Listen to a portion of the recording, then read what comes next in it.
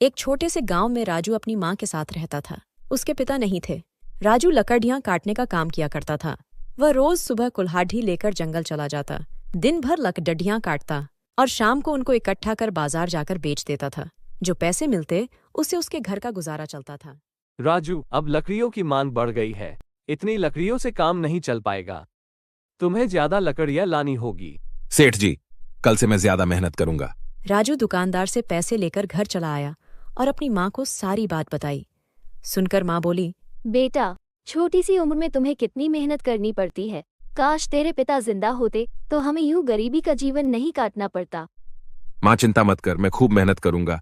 एक दिन हमारी गरीबी भी दूर हो जाएगी। अगली सुबह राजू जल्दी उठा और कुल्हाड़ी लेकर जंगल चला गया। जंगल के बाहर के कई पेड़ों की लकड़ियां वह पहले ही काट चुका था, इसलिए उसने जंगल के अंदर जाकर लकड़ियां काटने का निश्चय किया। जंगल के अंदर जाने पर उसे बरगद का एक पेड़ दिखाई पड़ा, जिसमें एक बड़ा सा दरवाजा बना हुआ था। ऐसा विचित्र बरगद का पेड़ देख राजू अचरज में पड़ गया। कौतूहल में वह पेड़ के पास गया और दरवाजे को धक्का दे दिया। देखते ही देखते दरवाजा खुल गया। राजू ने अंदर झांका तो उसे घुप अंधेरा नजर आया, लेकिन फिर भी वह दरवाजे के अंदर चला गया।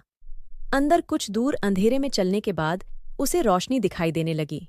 वह रोशनी की ओर बढ़ा तो पाया कि इस पार एक गांव बसा हुआ है। वह गांव में घूमने लगा। घूमते घूमते अचानक उसे किसी के चिल्लाने की आवाज सुनाई दी। वह आवाज की ओर गया तो देखा कि वो आवाज एक गड्ढे से आ रही है। उसने गड्ढे में झांका। वहां एक आदमी गिरा हुआ था और सहायता के लिए पुकार रहा था। राजू ने उससे कहा, मैं रस्सी फेंक रहा हूं, आप उसके सहारे बाहर आ जाइए। फिर उसने गड्ढे में रस्सी फेंकी, जिसके सहारे वह आदमी गड्ढे से बाहर आ गया। वह राजू को बहुत धन्यवाद देने लगा तो राजू बोला, धन्यवाद की कोई बात नहीं, हम सबको एक दूसरे की मदद करनी चाहिए। फिर उस आदमी ने राजू से पूछा, तुम कौन हो और यहाँ कैसे आए? राजू ने उसे बरगद के दरवाजे के बारे में सारी बात बता दी। तब वह आदमी बोला, वह एक जादुई दरवाजा है जो केवल 10 दिनों के लिए खुलता है। तुम्हें शाम होने के पहले वापस जाना होगा, क्योंकि अगर दरवाजा बंद हो गया तो तुम 10 दिन अपने घर नहीं जा पाओगे। राजू ने इस जानकारी के लिए उसका धन्यवाद किया और आगे जाने लगा। तब उस आदमी ने उसे एक डंडा दिया और बोला, तुमने मेरी जान बचाई है, इसलिए ये डंडा रख लो। पर मैं इस डंडे का क्या करूंगा? ये एक जादुई डंडा है, इससे तुम जितनी लकड़ियां मांगोगे ये तुम्हें देगा। राजू ने जादुई डंडा ले लिया और उस आदमी का धन्यवाद कर आगे चल दिया। कुछ दूर जाने पर उसे एक बूढ़ा आदमी दिखाई पड़ा जो कुछ परेशान सा था। राजू ने उससे पूछा, बाबा क्या हुआ, कुछ परेशान नजर आ रहे हो? बेटा, क्या बताऊं, घर पर लकड़ियां खत्म हो गई है, इसलिए जंगल से लकड़ियां काटने निकला हूं, लेकिन अब इन हाथों में इतनी शक्ति नहीं रही। समझ नहीं आ रहा कि कैसे लकड़ियों की व्यवस्था करूं। राजू ने जादुई डंडे की मदद से बूढ़े आदमी को ढेर सारी लकड़ियां दी। बूढ़े आदमी ने उसका धन्यवाद किया और उसे एक बर्तन देते हुए कहा, बेटा, ये एक जादुई बर्तन है, जब भी खाने की जरूरत पड़े इसे मांग लेना। राजू ने जादुई बर्तन ले लिया। शाम हो रही थी, इसलिए वह बरगद के जादुई दरवाजे से बाहर निकल आया।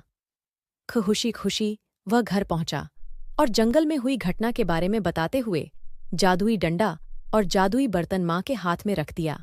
माँ जादुई डंडे और जादुई बर्तन को देखकर बहुत खुश हुई। राजू को भूख लग रही थी। उसने जादुई बर्तन से खाना मांगा।